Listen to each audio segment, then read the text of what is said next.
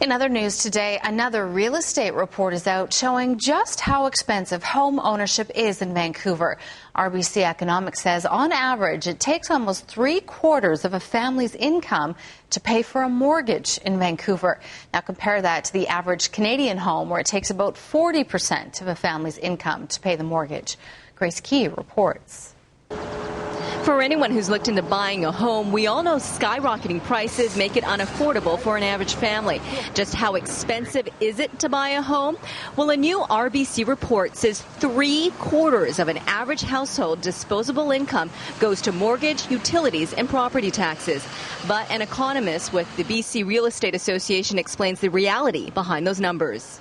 Prices in Vancouver are not necessarily being driven by local fundamentals, things like disposable income, things that go into affordability measures, but more so by an influx of affluent immigrant households into certain areas of Vancouver.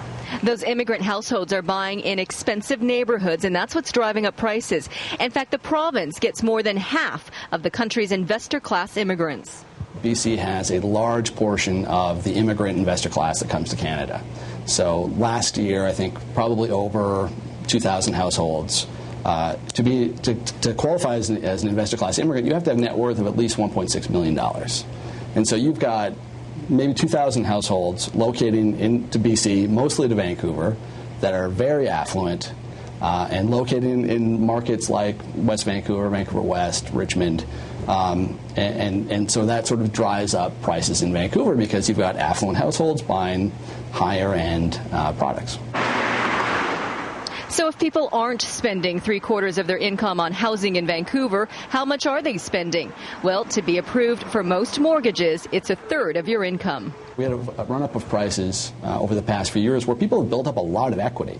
So people are sometimes moving into their second home. This is not first-time home buyers buying million-dollar properties, but it might be people that have built up a lot of equity over a long period of time or even a short period of time over the past 5 years, and they can roll that into a new house and not necessarily take on a very large mortgage that's taking up 2/3 or 3/4 of their disposable income. But Vancouver still remains one of the most expensive places in the world. In fact, one recent study showed it was more expensive than San Francisco, London, and even New York when you consider how much we make.